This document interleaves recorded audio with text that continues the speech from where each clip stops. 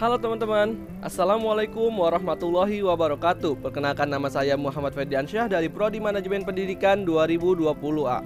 Pada kesempatan kali ini saya akan membahas sebuah materi mengenai teknik pengukuran kualitas 7 Tools dalam TQM atau Total Quality Management untuk memenuhi penugasan ujian tengah semester mata kuliah manajemen terpadu yang diampu oleh Bapak Mas Duki Ahmad. Baiklah, kita langsung saja menuju ke materinya. Jangan lupa disimak ya. Jika kita mendengar kata tools, pikiran kita pasti akan tertuju pada suatu kata yang dikenal dengan alat. Nah, secara umum alat adalah benda yang dipakai untuk mengerjakan sesuatu. Nah, dalam manajemen kualitas, alat ini bisa menjadi sesuatu kekuatan yang memiliki pengaruh yang sangat besar. Kok bisa? Alat seperti apa? Oke, let's go. Jadi dalam TQM ada yang namanya KISI 7 Tools atau bisa disebut dengan 7 Basic Tools of Quality ataupun 7 Neo Tools of Quality. Di mana KISI 7 Tools ini adalah 7 alat dasar yang digunakan untuk memecahkan permasalahan yang dihadapi oleh produksi, terutama pada permasalahan yang berkaitan dengan kualitas atau mutu. Sejarahnya, 7 Tools atau alat dasar KISI ini pertama kali diperkenalkan oleh Kaoru Ishikawa pada tahun 1968. Ishikawa merupakan seorang ahli pengendalian kualitas statistik yang berasal dari Jepang. Ia percaya bahwa statistik mampu menyelesaikan 95 persoalan kualitas. Oleh karena itu, Ishikawa menyarankan untuk meningkatkan penggunaan statistik dengan jalan melatih semua orang dalam organisasi agar dapat menggunakan dan menguasai alat-alat statistik yang diperlukan untuk pengendalian kualitas. Alat-alat statistik ini kemudian dikenal dengan nama 7 Tools yang dirancang sederhana agar dapat dipakai siapa saja termasuk para pekerja yang berbekal pendidikan menengah. Apa saja sih yang merupakan bagian dari 7 Tools ini? Oke, kita lanjut ke pembahasan selanjutnya. Baik, yang pertama ada flowchart. Flowchart adalah sebuah bagan alir yang mendeskripsikan prosesnya melalui simbol-simbol tertentu untuk digunakan sebagai alur sistem. Di sini flowchart dibedakan menjadi 5 jenis. Sistem flowchart yang didefinisikan sebagai bagan yang menunjukkan alur pekerjaan secara keseluruhan dari sistem. Bagan ini menjelaskan urutan-urutan dari prosedur-prosedur yang ada di dalam sistem. Yang kedua itu ada bagan alir dokumen, di mana bagan alir dokumen ini disebut juga sebagai bagan alir formulir atau paperwork flowchart. Merupakan bagan alir yang menunjukkan arus dari laporan dan formulir termasuk tembusan-tembusan di dalamnya. Yang ketiga ada bagan alir skematik yang merupakan bagan alir yang mirip dengan bagan alir sistem, yaitu menggambarkan prosedur dalam sistem. Selanjutnya ada bagan alir program yang merupakan bagan alir yang menjelaskan secara rinci langkah-langkah dari proses program. Bagan alir program ini dibuat dari derivikasi bagan alir sistem. Selanjutnya yang terakhir adalah bagan alir proses yang merupakan bagan alir yang banyak digunakan teknik industri. Dan ini merupakan contoh gambar dari flowchart. Dan dalam flowchart ini memiliki beberapa fungsi di dalamnya. Pertama, yaitu menggambarkan alur sebuah program dari setiap prosesnya. Yang kedua, menempatkan atau menyederhanakan penjelasan dari proses yang ada. Selanjutnya ada histogram. Histogram adalah diagram batang yang digunakan untuk menunjukkan adanya dispersi dalam data dan distribusi frekuensi. Di sini histogram memiliki beberapa bentuk atau jenisnya teman-teman, seperti simetris kiri kanan yang merupakan bentuk umum pada saat proses stabil. Yang kedua ada bergerigi yang merupakan frekuensi berkurang secara tidak beraturan. Nah, jika muncul bentuk ini maka hal yang perlu diperiksa adalah apakah ada bilangan bulat yang dikalikan satuan pengukuran ketika menentukan lebar kelas, atau apakah ada petugas atau pemeriksa yang bermasalah dalam cara membaca skala alat ukur. Yang ketiga ada tidak simetris, di mana distribusi rata-rata miring ke kiri atau ke kanan dan frekuensinya tinggi di satu sisi, rendah di sisi lain. Yang selanjutnya ada ujung terpotong, di mana distribusi rata-rata sangat miring ke kiri atau ke kanan, tidak simetris kiri kanan.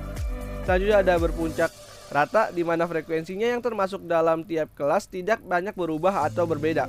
Bentuk ini muncul bila beberapa distribusi dengan spesifikasi yang berbeda tercampur. Selanjutnya ada berpuncak dua, di mana frekuensi rendah berada di tengah, ada ketinggian di kiri dan kanan. Muncul bila dua jenis distribusi dengan spesifikasi yang berbeda tercampur antara dua mesin, dua jenis material, dan lain-lain. Dan selanjutnya ada puncak terpisah, di mana ada frekuensi yang terpisah di ujung akhir histogram, yang mana simetris kiri kanan, dan muncul bila sedikit data tercampur ke dalam distribusi yang berbeda. Dan ini merupakan contoh gambar dari berbagai jenis histogram yang sudah saya sebutkan sebelumnya. Dan penggunaan histogram ini memiliki beberapa fungsi, di antaranya memberikan informasi mengenai variasi dalam satuan proses, dan yang kedua adalah membantu manajemen dalam membuat keputusan.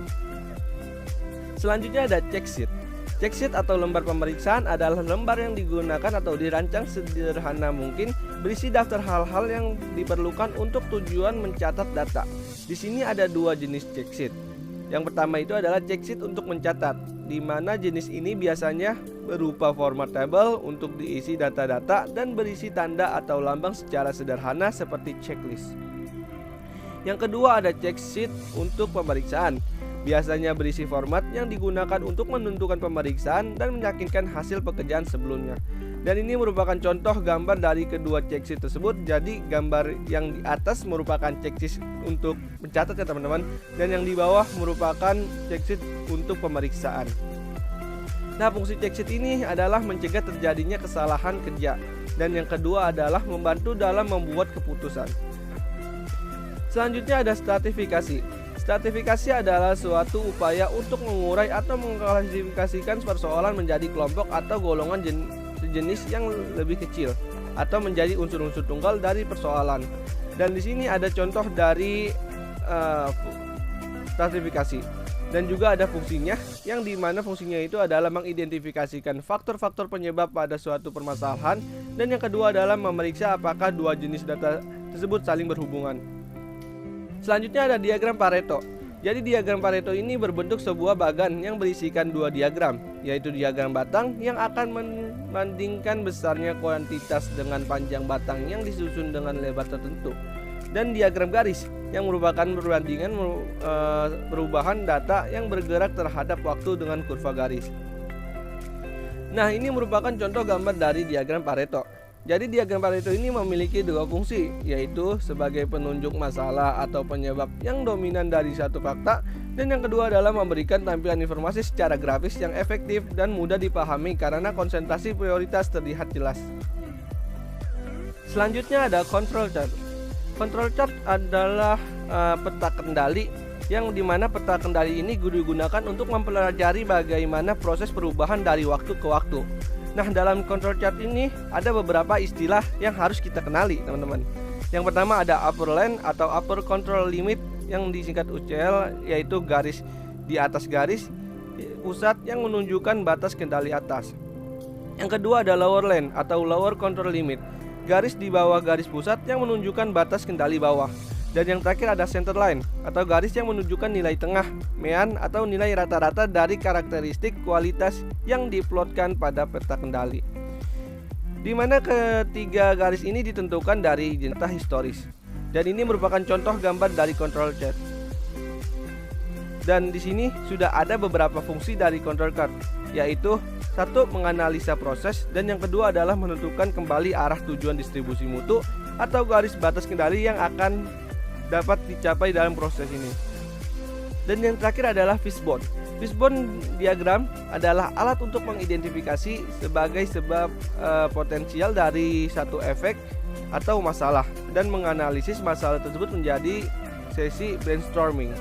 Nah, biasanya diagram fishbone ini juga disebut sebagai diagram sebab akibat. Sesuai namanya, ada dua unsur yang terdapat dalam diagram ini, yaitu akibat, di mana lokasinya pada gambar adalah di bagian sebelah kanan dari diagram atau output, yaitu pada bagian kepala ikan.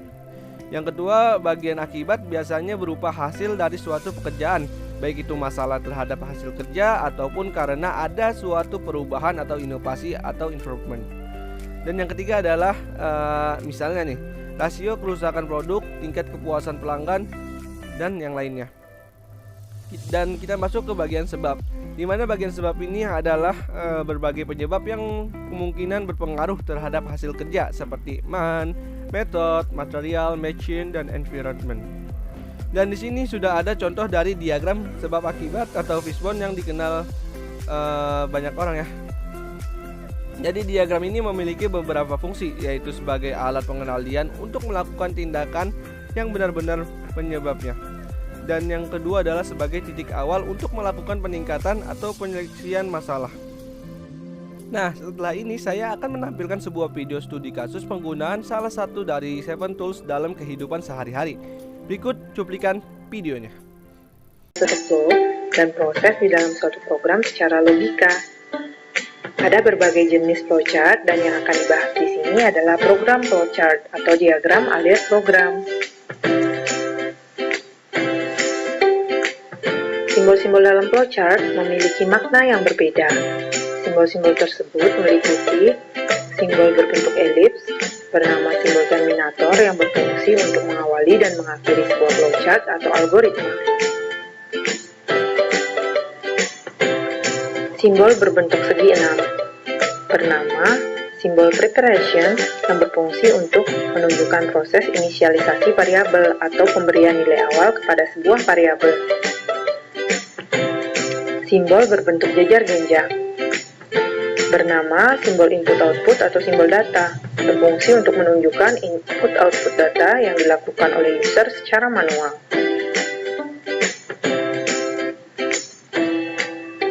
Simbol berbentuk persegi panjang bernama simbol proses, berfungsi untuk menunjukkan proses yang dilakukan oleh mesin komputer.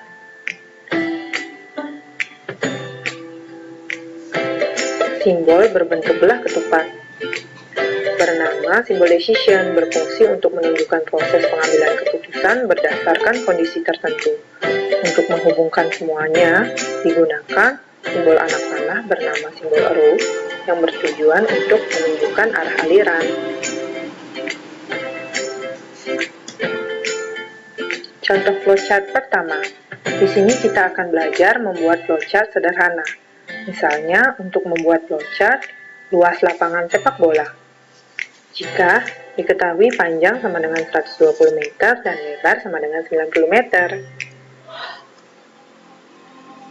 Nah, flowchartnya adalah pertama dengan membuat simbol terminator bertuliskan start terlebih dahulu karena setiap flowchart diawali dengan simbol ini.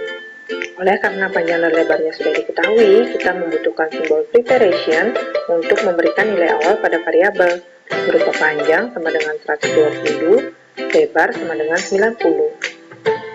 Berikutnya, kita akan menghitung luas lapangan sepak bola dengan menggunakan simbol proses lengkap dengan rumusnya berupa luas sama dengan panjang kali lebar. Untuk menampilkan hasilnya di layar monitor, kita membutuhkan simbol output bertuliskan right luas dan flowchart diakhiri dengan simbol terminator bertuliskan R. Untuk menghubungkan semua simbol ini digunakan simbol arrow yang berbentuk anak panah dan menunjukkan arah aliran. Dengan demikian, flowchart untuk menghitung luas lapangan sepak bola pun selesai. Contoh flowchart kedua. Bagaimana jika kita ingin menghitung luas lapangan basket atau luas lapangan tenis atau bahkan luas kolam renang yang sama-sama memiliki bentuk persegi panjang seperti lapangan sepak bola, tetapi tentu saja panjang dan lebarnya berbeda? Nah, disinilah diperlukan simbol input. Kita bisa menggunakan flowchart yang tadi dengan menggunakan simbol input untuk mengganti simbol preparation. Bertuliskan read panjang, lebar, sehingga dengan ini user dapat menginputkan nilai panjang dan lebar yang berbeda secara manual. Contoh flowchart ketiga. Pada contoh flowchart ini, kita akan menggunakan simbol decision, misalnya untuk membuat flowchart berdasarkan logika lampu lalu lintas. Flowchartnya akan menjadi seperti ini. Seperti biasa, sebuah flowchart selalu diawali dengan simbol terminator start. Kemudian kita membutuhkan simbol input untuk membaca warna lampu dari user. Selanjutnya, kita membutuhkan simbol decision untuk mengecek apakah warna lampunya sama dengan merah. Jika ya, ikuti anak panah true, sehingga diperoleh keterangan sama dengan berhenti. Jika tidak, ikuti anak panah false. Kita membutuhkan satu simbol decision lagi untuk mengecek apakah warna lampunya kuning.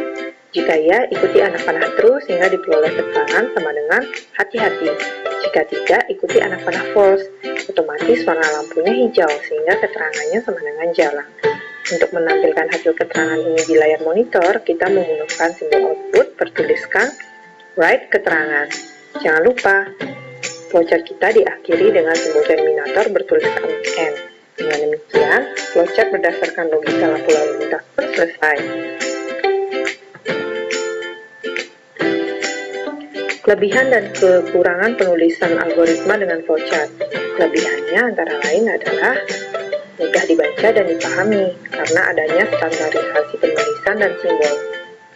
Kemudian, cocok untuk algoritma tak kompleks atau yang memiliki tingkat kerumitan rendah, serta cukup rinci dengan pemodelan secara visual. Sedangkan kekurangannya adalah tidak cocok untuk algoritma yang kompleks atau memiliki tingkat kerumitan tinggi. Kemudian, cukup sulit untuk diterjemahkan ke kode program yang sebenarnya. Dan proses yang digambarkan kurang detail karena kurangnya ruang untuk penulisan flowchart. Silahkan perhatikan flowchart ini. Jika Anda belum paham, silahkan klik replay. Namun, jika Anda sudah paham dengan materi flowchart, maka slide ini akan berakhir dalam 3, 2, 1. Nah, dari video tersebut kita dapat melihat adanya pengaplikasian dari 7 Tools, yaitu flowchart. Baiklah, itu saja video dari saya. Kurang lebihnya mohon maaf. Wassalamualaikum warahmatullahi wabarakatuh. Sampai jumpa.